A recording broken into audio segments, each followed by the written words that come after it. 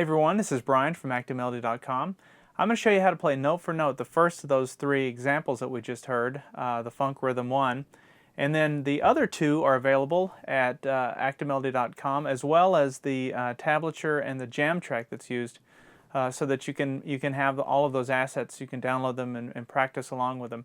Make sure you look for Funk Rhythm Course. That's what it's going to be called. So it's at ActiveMelody.com. So now let's take a look at how to play Funk Rhythm 1. Okay, so let's go ahead and break down this first funky rhythm, funk rhythm number 1. I'm going to go ahead and play through it without the jam track so you can have this as a reference.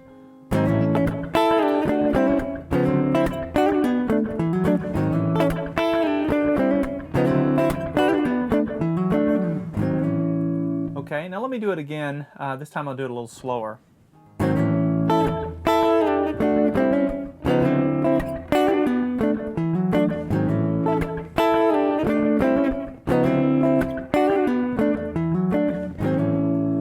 So let's break this down. Now, I don't want to point out before we get started, obviously this is one of three. There's three different funk rhythms in this little mini course. And it's also important to point out that you can do this on an acoustic or an electric guitar. Even though I'm doing this on electric, this works either way. And it's also not that difficult. So if you're a beginner and this sounds intimidating, sounds like there's a lot going on, it's actually not that hard once we kind of dissect it and break down what's going on. So give it a try, even if you're a beginner. So here's what happens. The first thing that happens is we slide in, we actually are creating an A7th bar chord, which is this chord. Now the best way to describe an A7th bar chord is if you're familiar at all with bar chords and you know how to make an A major bar chord.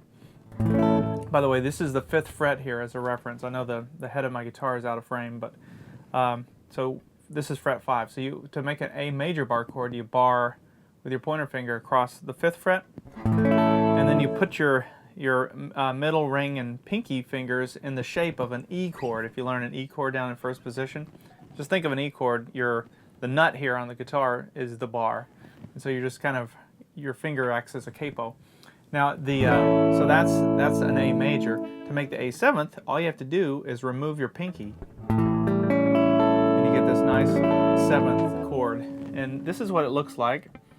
Again, bar here on the 5th, and I'm taking my ring finger and I'm putting it down. I'm sorry, my middle finger. I'm putting it on the 6th fret, 3rd string, and I'm really playing all 6 strings. Now another way you can make an A7th is to take your pinky, which is kind of floating here, and put it down on the 8th fret, 2nd string, to get that sound. It's a more true A7th, I guess. But the problem with that is I have a hard time when I'm doing this kind of quickly. I have a hard time putting my pinky in place, so I just sort of leave it off to give it that one. So the first thing that happens is we slide into this A7th. So you take that A7th we just learned, we push everything down 1. Keep your fingers locked into place, and you're just moving it all down 1, so that when the first thing that you're strumming is there, and then you slide it into place. Notice my strum, it's just one strum, so we're not going. So that's the first thing that happens. You slide right into that A7th. Now, right after that, there's a quick upstroke like that. And what I'm doing to create that, my left hand stays exactly the way it is. That doesn't move. But my right hand plays an upstroke. And as soon as I hit that upstroke, I release the tension here with my left hand, keeping my fingers in place. So it's like this. So it actually kind of mutes the sound. It doesn't ring out like this. And here's what it sounds like in context. Now, before we go any farther, if you're already kind of struggling with some of these concepts, that's probably a good place to stop and just sort of understand what's going on and practice. In a way, once you understand this, you can play rhythms that way too. You've already learned a rhythm technique that's pretty powerful and something that you'll use a lot. So make sure you've got that. And as far as timing goes, so if you count it 1, 2, 3, 4, 1, 2, 3, notice that upstroke happens kind of between the 1 and 2. We call that the and note, or the and beat. So if you're counting, you say 1 and 2 and 3 and 4, and so the and beat becomes sort of that in between. So that's the first thing that happens. Now immediately after that I go,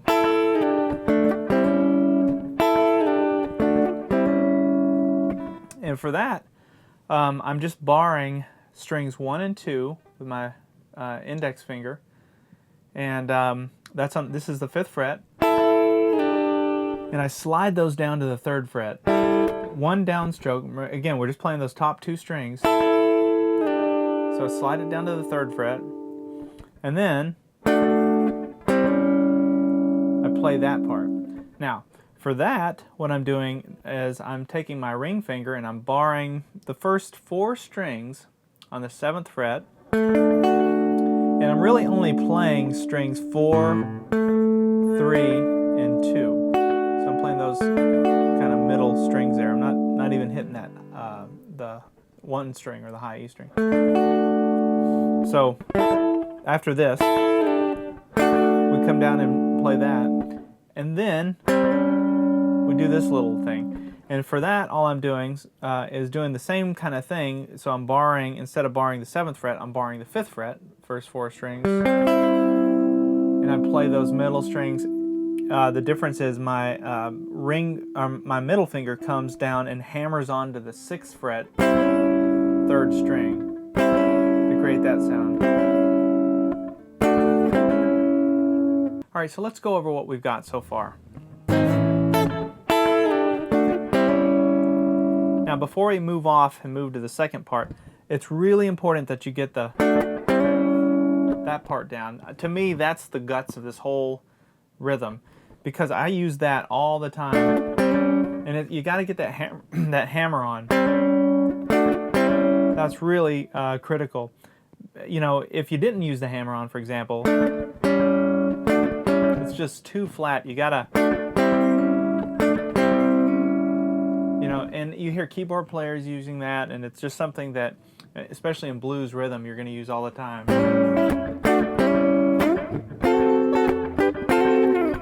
There's all kinds of cool stuff you can do with it, and we'll learn that in future rhythm lessons, but for now, just make sure you got the, okay? Now, we come to the D part of the song, which goes like this. And for the D part, the first thing that happens is I'm sliding in. Remember how we slid into the A7th? This time we're sliding into the D. It's not really a D7th, it's actually a D9th. And let me show you how to play that. It's a really cool chord, one that you'll use all the time. Now, the easiest way to describe that chord is if you're learning to play chords down in first position, you learn the D7th chord. You take that same shape but apply it here, so that I'm kind of straddling between strings 5 and 3. I'm straddling the 5th fret, and that becomes that's actually a D7th too, playing it up higher in the neck. What makes it the 9th is when I add my pinky here on the 5th fret. So let me show you what I'm doing. I got my middle finger on the 5th fret, 5th string, pointer finger on the 4th fret, 4th string, and ring finger on the 3rd fret, 3rd string. I'm sorry, 3rd fret, 5th string. And then, so what I do is I take my pinky and I put it down on the 5th fret, 2nd string. And what that gives me is that kind of 9th sound. And it's kind of bluesy, kind of jazzy. You hear that a lot. And another way you can complete that chord, now I'm not doing it in this lesson, but to give it an extra note, is to take your pinky and actually bar strings 1 and 2 when you put it down there. So it goes like this. You get that extra note.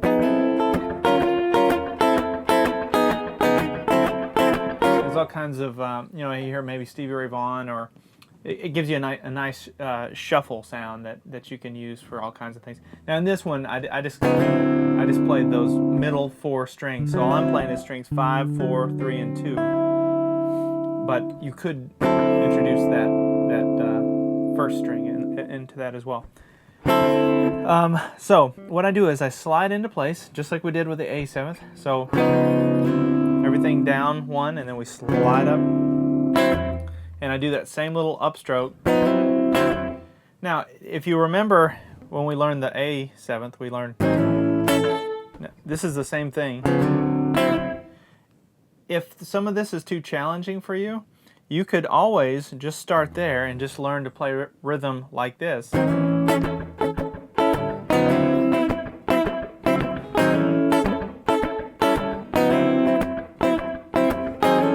you can see there's all these little variations you can do, even from within these lessons, all kinds of variations you can play rhythm-wise. And you know, I won't try to get off track too much, but I wanted to point that out, that you can, if you didn't want to do all those extra little frills, you could play it straight and it would sound pretty cool. So after you play the D ninth chord, we slide in, then I do this thing where I go. And what I'm doing for that is, notice my pointer finger. It locks down here. I'm kind of barring the 7th fret, and I'm barring the first 3 or 4, well, really the first 4 strings. And this finger doesn't really move through this little, it comes off just a little bit, but for the most part that stays into place. And so what I'm doing is, when I'm barring that, the first thing that happens is I go, and that's a hammer-on pull-off. Notice, well, I'll start with my right hand. Notice my right hand does 1 downstroke. And to play that, what I'm doing is I'm hammering on, that's the 8th fret 2nd string with my middle finger, and then the 9th fret 3rd string with my ring finger. And those 2 notes are being hammered on and pulled off. Then I come down with my ring finger to the 9th fret 4th string, and then after that I play strings, well, I'm barring the 7th fret, first 4 strings on the 7th fret, but I'm playing strings 4 and 3. It almost doesn't sound right when you hear it, you know, slowed down like that.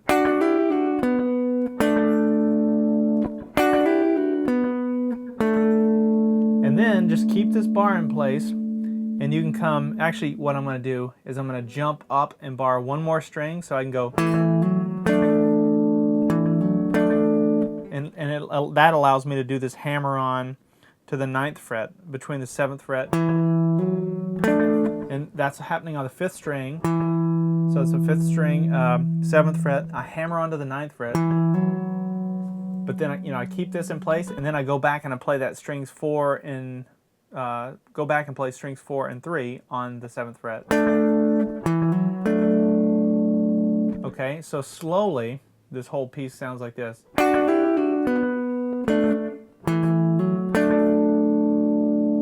I kind of like to keep, once I hammer that note down on the 9th fret, I like to keep it in place. Something you'd hear Hendrix do a lot. It really kind of helps complete the chord. So when you hear that in place, you know, and then you hit those other 2 notes, it's almost like you're alluding to the chord, and then you complete the chord. And it's somewhere between a lead and a rhythm part. You know, you could argue either way, but. And just the whys behind what we're doing, these licks, you're probably thinking, well, where are these coming from?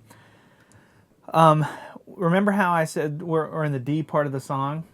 Well, by showing you, you know, when we're barring these this 7th fret here and playing those middle 3 strings, strings 4, 3, and 2. Remember how I was making the analogy between the A that we learned down here, and then if you slide it up here, that's a D.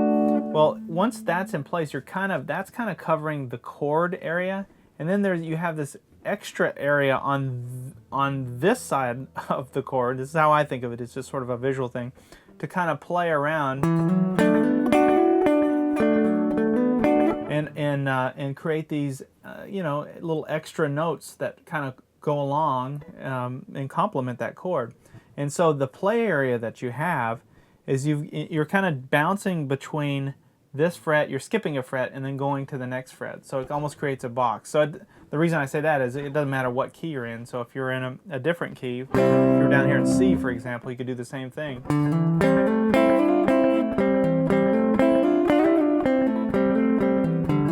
And all I'm doing is I'm bouncing. Instead of doing that, I'm hitting a couple of strings. Now when we came to this part, we went, that part's a little different, so that's how we started that lick. Okay, so hopefully that makes sense. You have some play area here, so you don't have to do exactly what I showed you. If you wanted to play that backwards or just play some of it, you know, whatever you want to do with it. Just trying to explain some of the boundaries there, so hopefully that makes sense. Keep playing around with that, and then you'll see what I mean by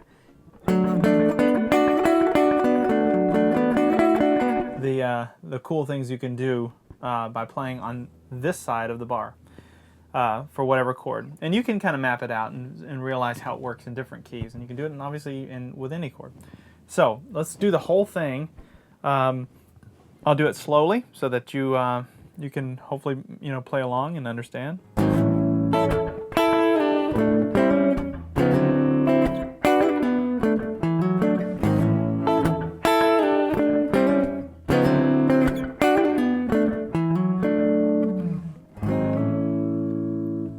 And there you go. That's the funk rhythm number 1.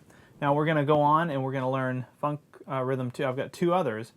If you want to, make sure to go to activemelody.com and you know, and you can download, obviously download the jam track that's used in this and the tablature that goes along with it to help you learn it.